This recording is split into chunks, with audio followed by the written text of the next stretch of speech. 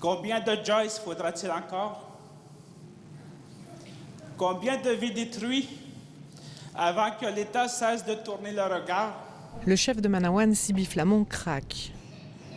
Joyce, un prénom et un visage devenu un symbole. Le 28 octobre 2020, Joyce Echaquan a créé un électrochoc en filmant en direct ses souffrances et les insultes du personnel soignant. Passé le choc, les dirigeants atikamekw ont tout de suite senti le poids de ce qu'il s'en venait. Voilà un combat qui va être très difficile, qui va être très prenant. Après plus d'un mois d'enquête, la coroner avait conclu que si le décès de la femme atikamekw était accidentel, le racisme et les préjugés y ont certainement contribué. 5 ans plus tard, la douleur est encore vive. Personne n'a oublié Joyce Echaquan, comme en témoignent ces nombreux petits mots laissés en hommage. Mais à l'image des discussions depuis 2 jours à ce colloque, tous constatent qu'il y a un avant et un après Joyce Echaquan. L'onde de choc a été, en quelques secondes, a fait le tour de la planète. Mais après ça, dans les institutions, de voir cette mobilisation de gens passionnés, militants, académiques ou peu importe les milieux, de se dire « Hippolyte, ça se passe pas juste dans un milieu bien précis, mais là, je pense qu'on a une responsabilité collective. » De nombreuses organisations ont adopté le principe de Joyce qui vise à garantir aux personnes autochtones un accès équitable et sans discrimination aux services sociaux et de santé. Aujourd'hui, il reste encore une crainte et une peur pour les membres d'accéder des soins.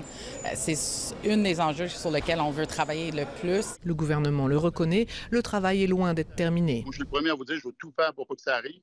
On ne peut pas faire une promesse comme ça en disant, regardez, soyez rassurés, ça n'arrivera jamais. Il faut demeurer sur nos gardes, il faut être vigilant. Et pour que le changement soit réel, les Autochtones, comme plusieurs organismes, continuent de faire cette demande au gouvernement. Je pense qu'une reconnaissance claire et nette de la présence du racisme systémique dans le réseau contribuerait à améliorer la situation de façon plus importante.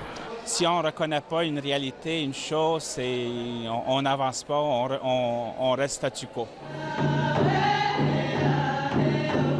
Le mari de Joyce Echaquan, Carole Dubé, n'a pu lire les mots qu'il a écrits. Une amie s'en est chargée. Depuis 5 ans, il dit transformer le vide en un appel à ne pas oublier cette femme qui a réveillé la société. Marie-Laure Josselin, Radio-Canada, Trois-Rivières. Et on poursuit sur le sujet avec Tania Sirois, directrice générale du regroupement des centres d'amitié autochtones du Québec. D'abord, merci de prendre le temps d'être avec nous ce soir. Alors que pour vous, bien, vous militez pour les droits, les intérêts des citoyens autochtones, j'aimerais vous entendre sur l'importance de cette commémoration aujourd'hui. Bien, c'est d'une importance primordiale. Hein? Ça fait déjà 5 ans que Mme Echaquan est décédée tragiquement dans un hôpital de Joliette et que toute la population québécoise a vu sur vidéo là, les traitements malheureux qu'elle a eu droit avant son décès. Donc, ça prend toute son importance et surtout se demander 5 ans plus tard, où en sommes-nous rendus comme société auprès de nos actions auprès des populations autochtones? Justement, on sait que du drame de Joyce Echaquan est né, le principe de Joyce, mais selon vous, quel est son plus grand legs? Je crois que son plus grand legs de mon expérience de vie, je crois que ça a été de sensibiliser la population québécoise aux réalités autochtones. Pour moi, il y a un avant et il y a un après Joyce Echaquan. Et pour la première fois dans mon existence, et je crois que les gens plus âgés que moi pourraient le dire, j'ai vu une population québécoise non autochtone être solidaire avec nous, de trouver ça inacceptable. Donc, je crois que ça a été le plus grand legs de Joyce Echaquan de faire connaître ces réalités-là qui étaient dénoncées depuis des années, mais que malheureusement, on n'a pas pris au sérieux. Qui a ravivé également la question de l'accès aux soins de santé d'une façon sécuritaire également, qui a ravivé aussi l'objectif de reconstruire ce lien de confiance envers les services et également les membres des communautés. Croyez-vous que ça fait partie des points qui ont été atteints, qu'on a réussi à retrouver cette confiance-là pour l'accès aux soins de santé? Ça serait prémédité. La création de liens de confiance, comme n'importe quoi, prend énormément de temps. Quand on a été des décennies à avoir une culture organisationnelle, une culture institutionnelle qui mettait de l'avant le racisme systémique. Donc, je crois que la confiance doit être restaurée, mais cela va demander encore du temps. Et de la patience de part et d'autre, autant des services de l'État et autant de la part des Premières Nations. Mais effectivement, là, je crois qu'on est sur la bonne voie. Le gouvernement provincial a adopté l'an passé la loi 32 au niveau de la sécurisation culturelle dans le réseau de la santé.